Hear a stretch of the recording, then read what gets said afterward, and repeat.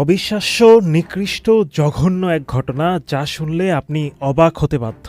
সুদ-ঘুষের বিরুদ্ধে বয়ান করেছিলেন মসজিদের এক ইমাম, আর তা নিয়ে ক্ষেপে যান মসজিদ কমিটির সদস্যরা।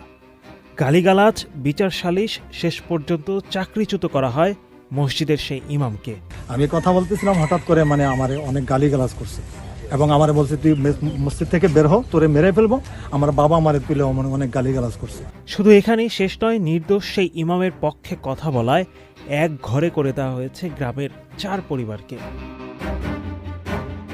এতক্ষণ যা শুনছেন তা কোনো আইয়ামে জাহালিয়া যুগের ঘটনা নয়, যেখানে পঞ্চায়েত নামের এলাকার মোড়লরা যা ইচ্ছে তাই করতে পারত। ঘটনা চাঁদপুরের উত্তর মতলবে 1 নং ওয়ার্ডের জোরখালীতে। জোরখালী উত্তরপাড়া জামে মসজিদের ইমাম রহমতুল্লাহ জানান, সুদ ঘুষ আর হারামের বিরুদ্ধে বয়ান করায় ক্ষেপে যায় মসজিদ কমিটির সদস্যরা।